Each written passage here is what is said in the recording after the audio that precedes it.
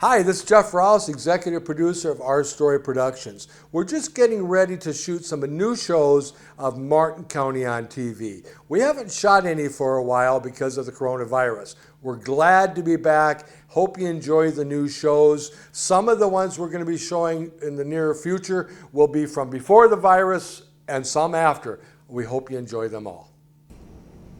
Well, look who stopped by to see us.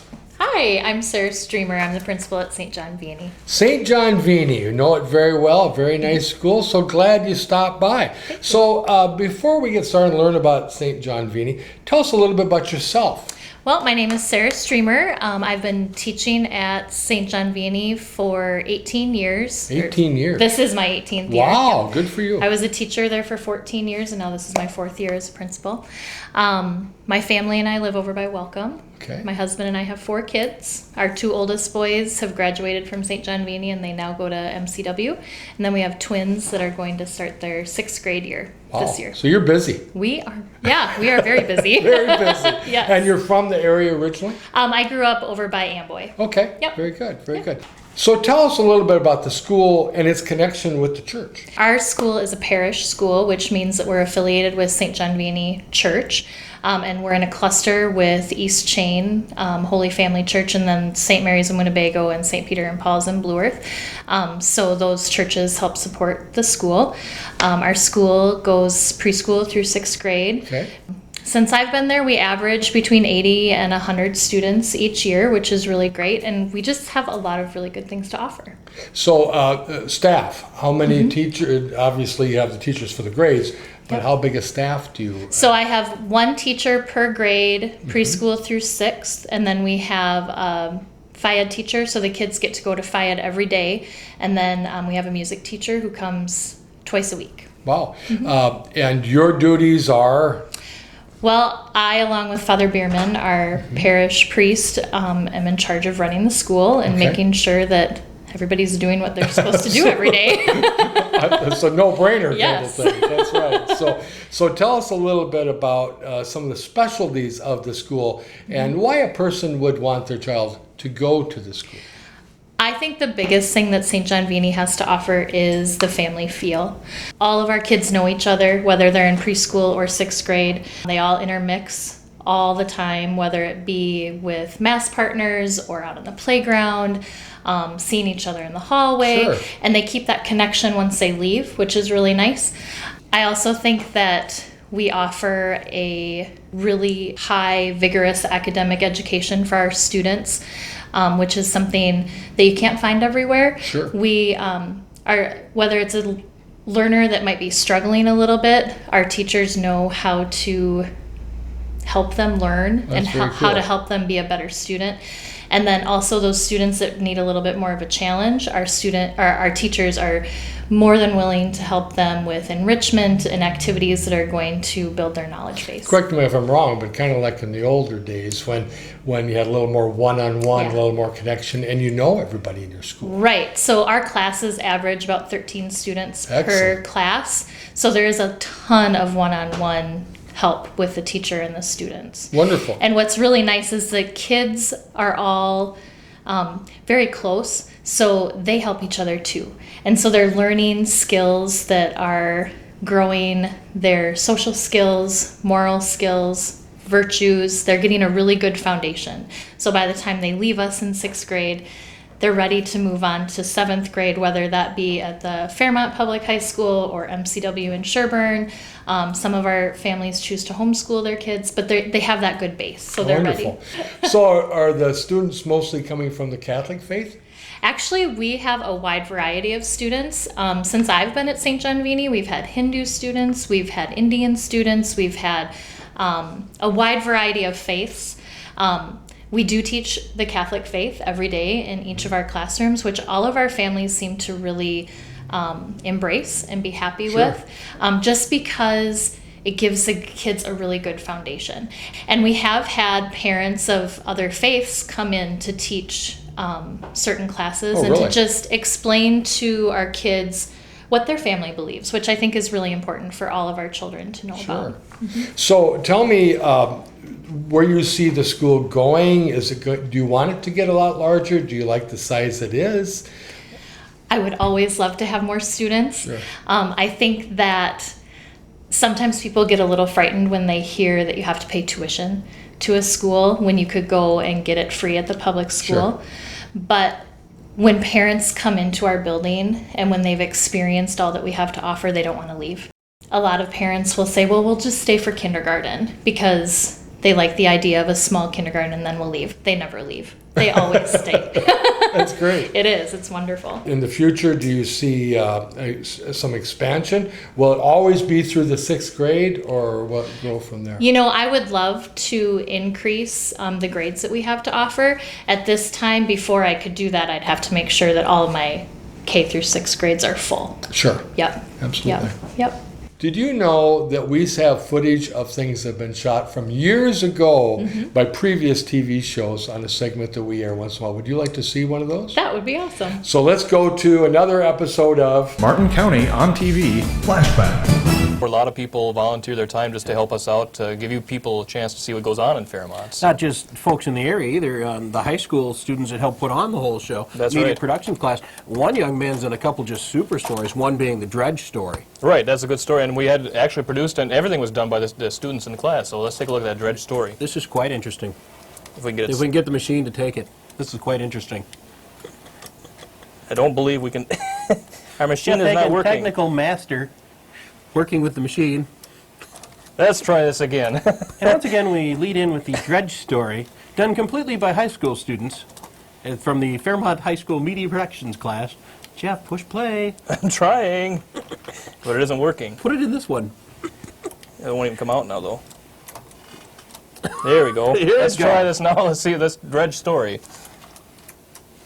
Push play. This is what happens. This is on what you live do when TV. Janet's not around to make things go We will well. now watch the dredge. The dredge story from the Fairmont Media Productions class. Have you ever wondered, what is that machine doing on Hall Lake? Ever noticed 2 men riding out there at 6 a.m. and other 2 men leaving at 10 p.m.? Well, they're involved in a dredging operation that started 30 years ago in an attempt to deepen Fairmont's chain of lakes and improve the water quality. Studies done in the 1950s showed that raw sewage was going into the lakes from homes not yet on the city sewer system and from some faulty sanitary sewers. Also, the power plant at George Lake had a water intake for the cooling of the generators that required some depth. Due to the silting in of the lake, the power plant was in jeopardy of not working. Those factors led to the city's decision to begin dredging. Community Services Director Mike Zarling explained its history.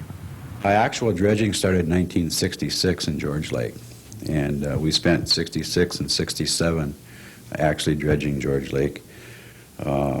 68 through 1970, Siston Lake was dredged, and then Bud Lake from 1971 through 1980.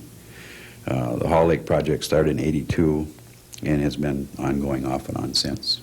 The dredging operation is managed by consultant Jim Gansky of Sleepy Eye. He oversees a crew of 4 men who work 2 8-hour shifts. The dredging is in operation from 6 a.m. to 10 p.m. 5 days a week, April through November, or whenever the lakes are free of ice. Mr. Gansky described the dredging machine. Well, it's a rather massive piece of equipment. It's got a 480 and a 240 horse diesel engines in it. The bigger engine powers nothing but a huge pump which sucks in water at 15 to 20 inches of vacuum and converts it to a discharge pressure of 100 pounds per square inch and propels that material out into a deposit site at this time over 11,000 feet away.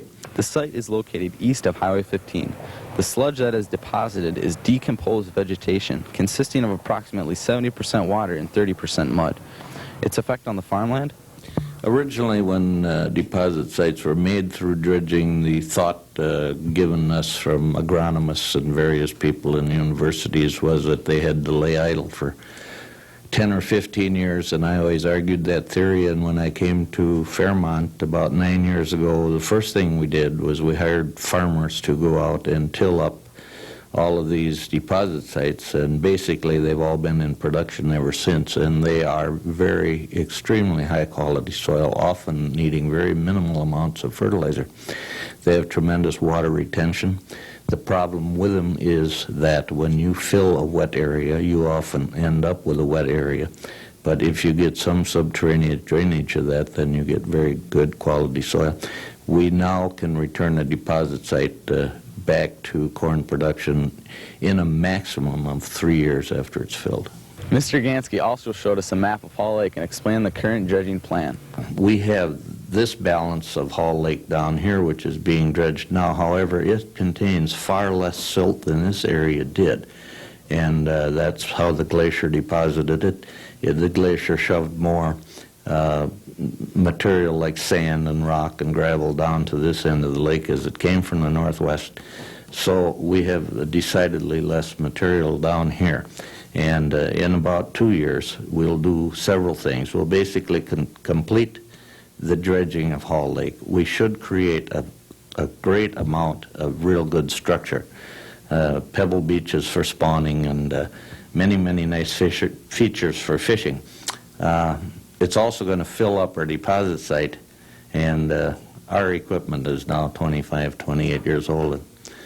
And it's kind of a battle to keep it really running. And I think at least that'll be the end of that dredge. And will that be the end of all dredging on Fairmont's chain of lakes? In the words of the Community Service Director, Mike Zarling. I'm going to finish Hall Lake and complete the fill sites we have, and then I think it's probably time for the salvage yard for the existing dredge. For Focus on Fairmont, I'm Mike Olson. Martin County on TV, Flashback. Wow, I love that. That was awesome. Now, I've experienced firsthand some of the special events that have gone on in the school. Tell the folks a little bit about how that works. We have lots and lots of fun things that we do throughout the year aside from our academic learning. We start off the year with our back to school potluck, which everyone always looks forward to. That's what I've been to. The kids love to come and they get their desks ready, and then everybody comes together in the cafeteria and the gym and we share a meal. Kids use the playground, and then it's fun to see all the families, the parents Sure. getting back together, talking about summer and all those kind of things.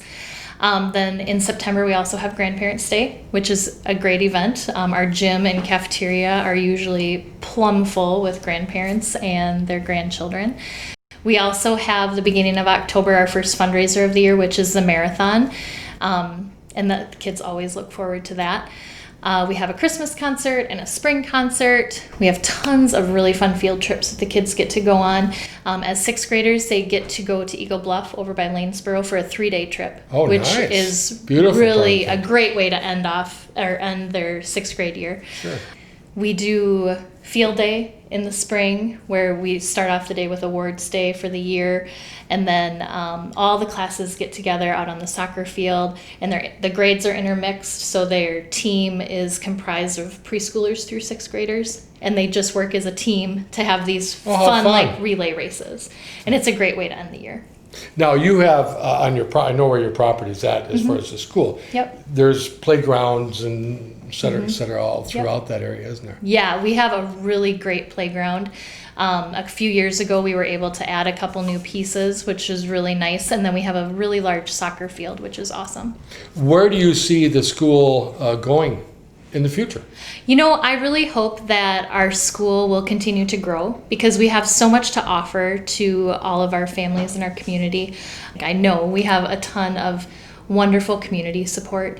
It's amazing when I need something, it just happens. That's awesome. And it's really wonderful, the alumni support that we have at St. John Vianney, and it's a happy place, and I want to keep it that way. So if someone wanted to learn more about the school or how to become involved, how do they get a hold of you? Yes, so we can be reached by phone, by email. You can check us out on our Facebook page, and we also have a website. So all those places are great places to learn more about Do you us. take care of the website? I have a lady at church that helps Thank me with goodness. that. Yes, that's not my forte. The reason why I ask is I get it. To have somebody taking care of some of that stuff Yes, is very nice. it is, for Hey, sure. this has been great having you on and learning a little more about the school. We welcome people to check out their website, like them on Facebook, and we would like to have you come back again and keep us updated. Thank you so much. This has been a lot of fun. Thanks for coming.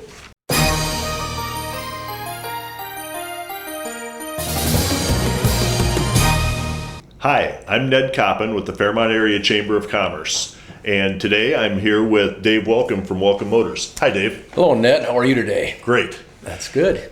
Why don't we start off and you can tell us a little bit about yourself. All right. Well, I'm grew up in New Prague, Minnesota. My dad was in the car business, and that's how I got involved in it. I kind of grew up cleaning up cars and seeing all aspects of the business, Sure. things like that, and grew up around it there. Graduated from New Prague, and now I've been in Fairmont here for 23 years. Moved down here, had an opportunity to buy a business from Evelyn DeBoer, and she had been in the car business with her husband, and saw the opportunity, knew eventually that I wanted to own my own car dealership, and that's how that came about. I did work for an auto auction while I was going to college for a couple of years, and I went to Normandale for 2 years, worked full-time at the auto auction, and that's where I learned a lot more about the car business that I didn't know, such as the marketing and that type of thing, how to look at a car, how to pick one out that's going to provide reliable transportation and be something that somebody could be proud of.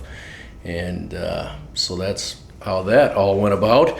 I live here in Fairmont now, been here 23 years. We've had the dealership a little over 23 years actually, and married my wife. She's from Fairmont originally. We've got 2 boys, and they're 15 and 13, and time is flying by here in southern Minnesota. That's right. We're locked in. Yeah. So Welcome Motors is on Highway 15. That's right. We're on Highway 15, 1310 North State Street. So.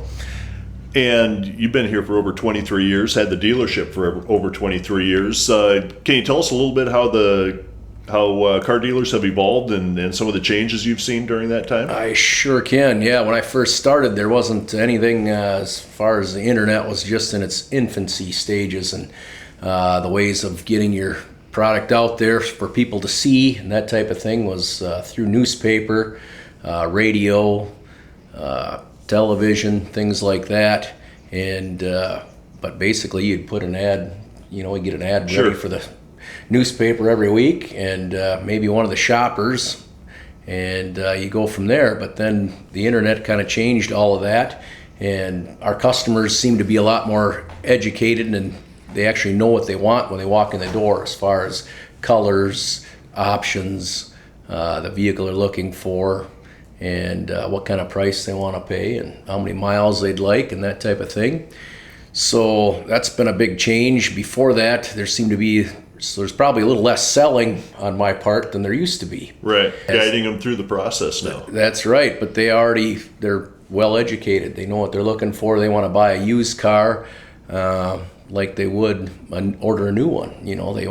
They have all the options figured out, seating arrangements, type of motors, many things like that. And they can kind of predetermine that by going to your website, I'm sure, and taking a look at your inventory. That's right, and our website's available 24/7. It's welcomemotorcompany.com.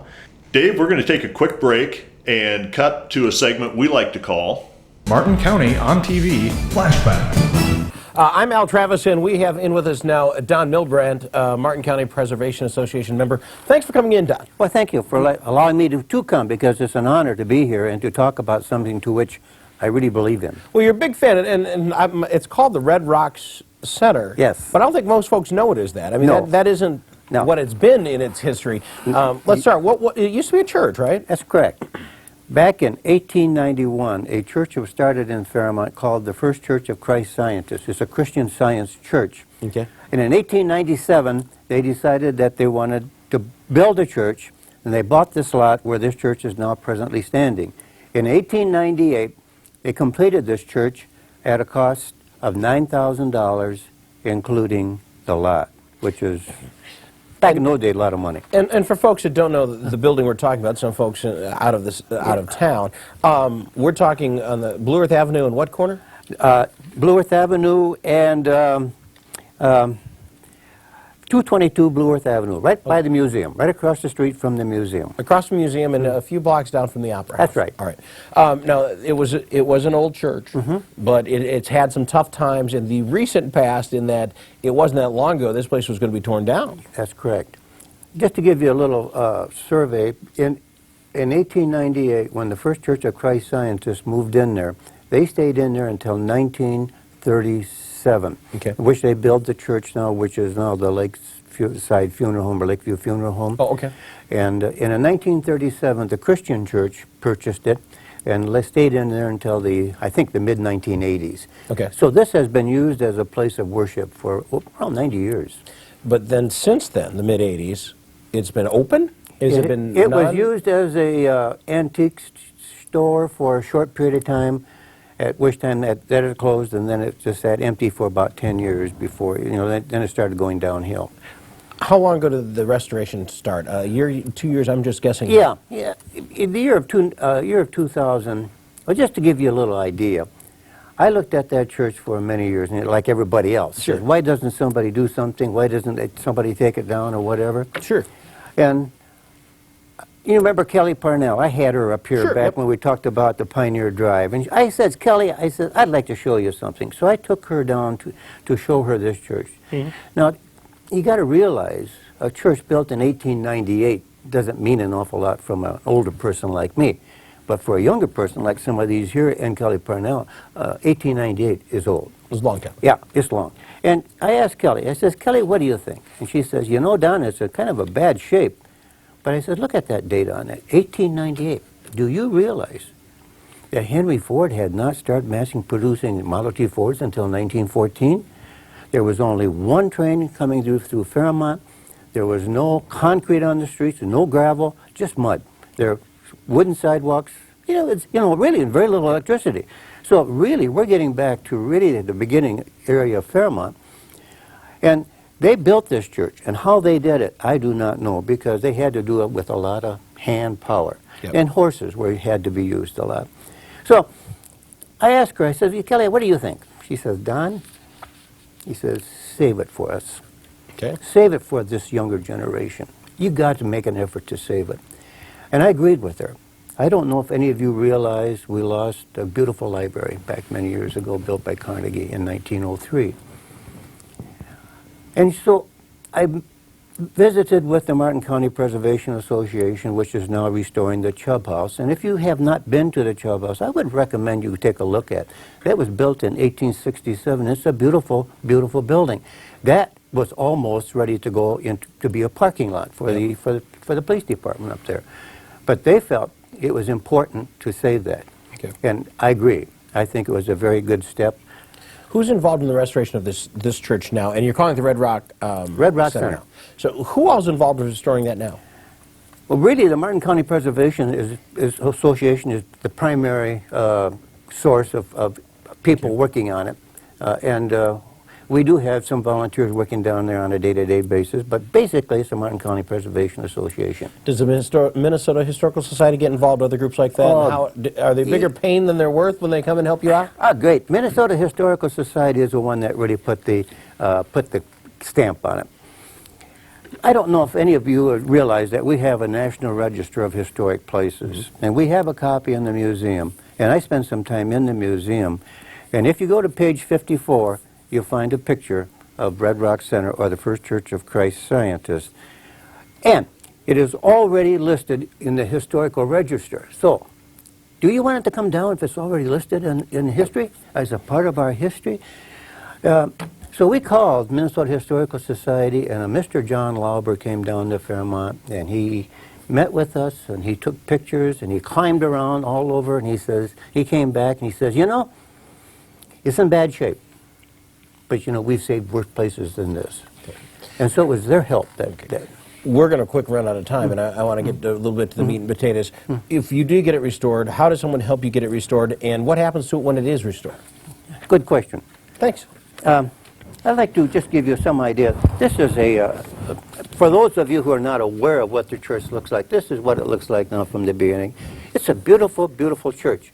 It's made of red quartzite. There are no other buildings in Fairmont built with this material. Okay. The design is very unique. There is no other building with this design in this area at all. So we just think it's a great thing. The thing that I like to talk about, this is the blueprints or the documentation we have. This is the lower level. This part here is already being spoken for by the Genealogy Society. This is going to be a big conference room for Al Travis or whoever wants to use it for a community center. Okay. This is the upstairs. You got to realize there are 19 stained glass windows on all four sides. And if you have not been in there, take a look at those stained glass windows. They're beautiful. How can someone get involved? We're running out of time quick. How can someone get involved if they'd like to help you out? Is it just a matter of sending a check? Maybe someone's got some muscle and they want to help you out. What do they do and who do they get a hold of? We have a form that we have put together, listing gifts and so forth, of raise the roof, $1 to $499, bricks and mortar, and so forth. And if you're interested, just make a donation out to the Martin County Preservation Association, P.O. Box 555, Fairmont, Minnesota, 56031. This is a tax-deductible organization, so it is a gift, and it would be that you could use it for tax exemption. We are really interested in getting people of our community in Martin County involved in this, Al. We think it's a tremendous thing. So get a hold of the MCPA and write a check, or get a hold of somebody. Just let us know if you're interested. We'll come and see you. Thanks, Don. I appreciate it a ton. Martin County on TV, Flashback. Yeah, I really enjoyed that. Yeah, that was great. When someone comes to Welcome Motors and they walk through the door, tell us a little bit about your business, or maybe what's most important to you, kind of the foundation of your business. The foundation of our business is the principles that I've gone by, and my father had gone by before that, and he's still in business, but trust, integrity, and respect is kind of things we push. When you walk in my dealership, you're not going to be bombarded with salespeople. I'm the first office there when you walk in the door, and we've got one other salesman right now and a full-time secretary, and then we've got a detailer. So that's there's basically the four of us right now, and then a few more independent contractors that come in and do some things for us as far as preparation of the vehicles. As we look down the road, what do you see as the future for Welcome Motors? Future Welcome Motors is probably just continue to treat our customers with respect, integrity, and trust, and we try to we stand behind the product that we do sell. I don't want people to have problems, and we're in a small town where you definitely their cars, they do break once in a while, but it's how you deal with that. Service is a big deal. That's right, how you service them. We want them coming back again and again and sending their children and their grandchildren, and hope that we could sell them automobiles too. So looking forward to that. How about the car industry as a whole? Do you see major changes there that we should be expecting? Yes, I would say there definitely is probably going to be some. Whether we're going to be burning as much petroleum in the future, or if we're going to have electric cars. I always think maybe more in the Twin Cities there'd be, or the bigger cities across the country, there'd maybe be more mass transit, and you see people less. Maybe they'd get into leasing cars or doing a share program where they just rent the access to a vehicle.